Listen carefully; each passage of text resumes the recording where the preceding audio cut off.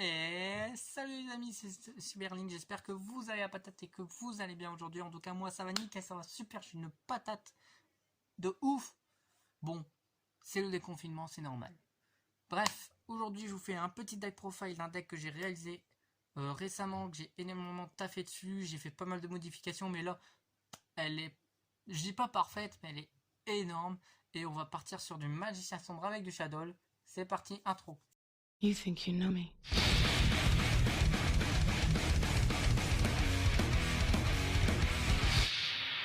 On this day, I see clearly everything has come to life. Donc nous y voilà les potes, comme je vous l'ai dit, petit deck profile sur ce fameux deck Magicien Sombre Shadow. Donc je joue à un deck à 40, c'est très rare que je montre des decks à 40. Donc ce deck je l'ai IRL, donc je vous présente IRL. La plupart des decks profile ne seront pas présentés de cette manière parce que parfois je n'ai pas les decks en IRL, donc quand je sais que je peux présenter de façon IRL, je vous montre tout simplement.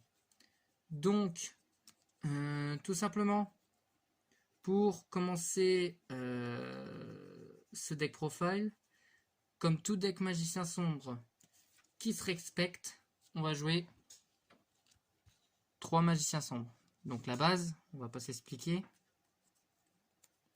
Ensuite, on va jouer 2 apprentis magiciennes illusion, celle qu'elle va nous tuto le magicien sombre en défaussant, le bâton du magicien en x3 pour les tutos, et c'est tout ce qu'on joue pour la partie magicien sombre. Pour notre partie Shadow, on va jouer de Wendy, de Squamat, Ariel, Beast, Hérisson, Dragon et Faucon. Donc maintenant, pour ceux qui connaissent pas beaucoup les effets des marionnettes de l'ombre, je vais vous expliquer en détail. Alors déjà, Faucon, qu'est-ce qu'elle fait? C'est que quand elle est flip, donc on peut invoquer un monstre marionnette de l'ombre depuis notre cimetière, sauf Falco. Et quand elle est envoyée au cimetière par un effet de carte, on va tout simplement l'aspect du cimetière, mais face down.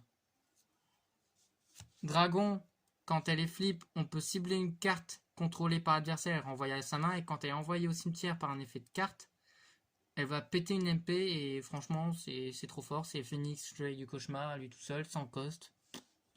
C'est clean. Hérisson, marionnette de l'ombre. Donc quand elle est flip, elle va nous tuto nos MP marionnette de l'ombre. Donc elle va nous chercher fusion marionnette de l'ombre. Alors bête. Donc bête, quand elle est flip, on pioche 2, on défausse 1. Et aussi, quand elle est envoyée au cimetière par un effet de carte, elle va nous permettre de piocher 1.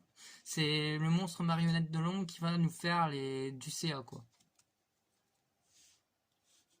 Ariel, quand elle est flip, on va pouvoir spé un monstre banni Shadow. Et quand elle est envoyée au cimetière par un effet de carte, on va bannir 3 cartes. Squamat, quand elle est flip, elle va détruire une MP. Enfin non, elle détruit pas une MP, n'importe quoi. Quand elle est flip, elle détruit un monstre. Et en ciblant, bien évidemment. Et quand elle est envoyée au cimetière par un effet de carte, on va pouvoir envoyer un monstre marionnette de l'ombre. Non, une carte, mais généralement un monstre. Et Wendy, donc Wendy, une des nouvelles qui est très très forte.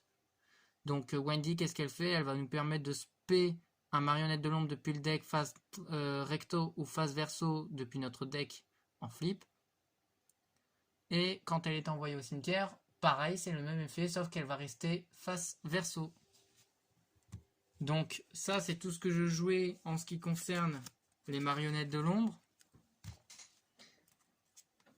En extender, j'ai joué que 2 Félix, Seigneur Lumière.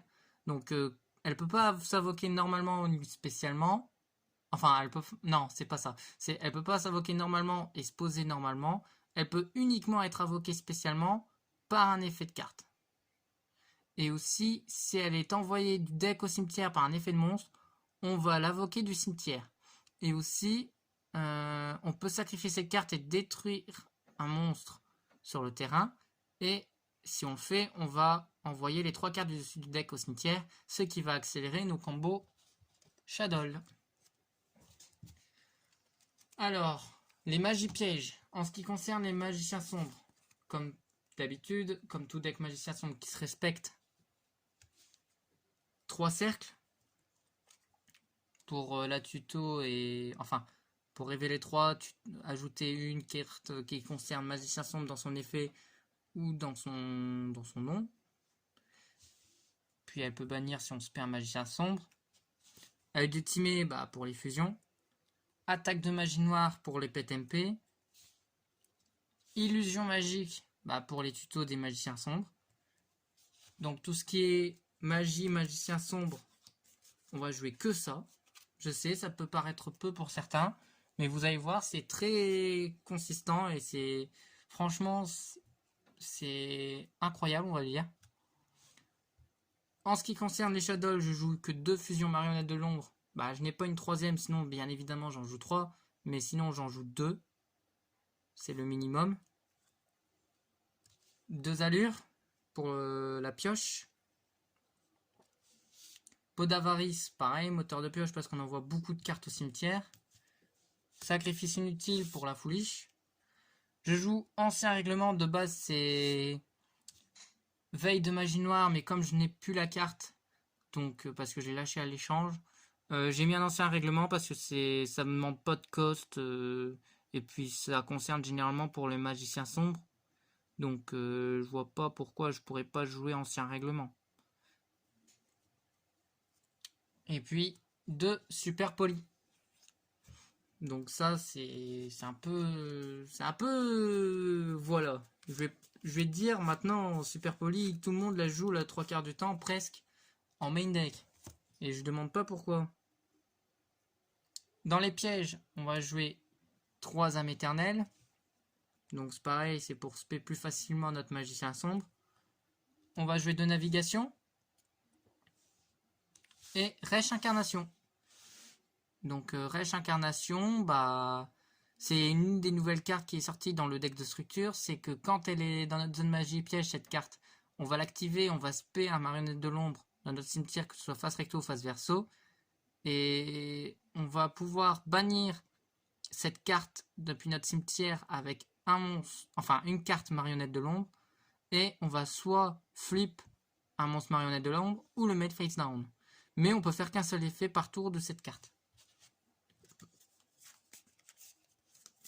En ce qui concerne l'extra deck, je joue actuellement 10 monstres fusion, 3 monstres Xyz et 1 monstre lien. Je joue en fusion Magicien Sombre, Dragon Chevalier, ça c'est pour protéger nos MP. Cavalerie des Ténèbres, parce que ça negate. Apkalon, c'est pareil, ça negate quand c'est invoqué par fusion et ça recycle nos fusions. Enfin, fusion marionnette de l'ombre, bien évidemment. Construct, elle, ça détruit les monstres invoqués spé, ça foolish quand elle est invoquée. Et pareil, quand elle est envoyée au cimetière, on va récup nos MP. Winda pour gêner les invocations spé. Shekinaga, pour moi, ce sera la target principalement à Super Poly par rapport à Subterror, parce que ça joue que des attributs de terre. Gristia, tout ce qui touche Salamandre Great. Anoyatilis, bon, je vais pas m'extasier, on va dire, mais on ne sait jamais, hein. Dipsy, ça peut venir. Starving Venom, la base, hein, toujours, il sera toujours là dans un deck ténèbres, parce qu'on peut avoir souvent besoin.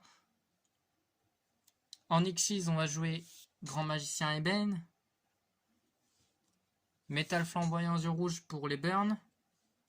Big Eye pour contrôler des monstres adverses. Et le seul monstre lien que je joue pour les OTK. Et ça m'arrive en quelques games parfois de le sortir, mais ça va être très très très rare. Le fameux Borel Sword. Donc maintenant, je vais vous laisser avec le replay. en tout cas, enfin les replays justement de ce deck. J'espère qu'en tout cas que cette vidéo vous aura plu. Comme d'hab, pouce bleu. Et puis on se retrouve tout de suite pour la fin de la vidéo.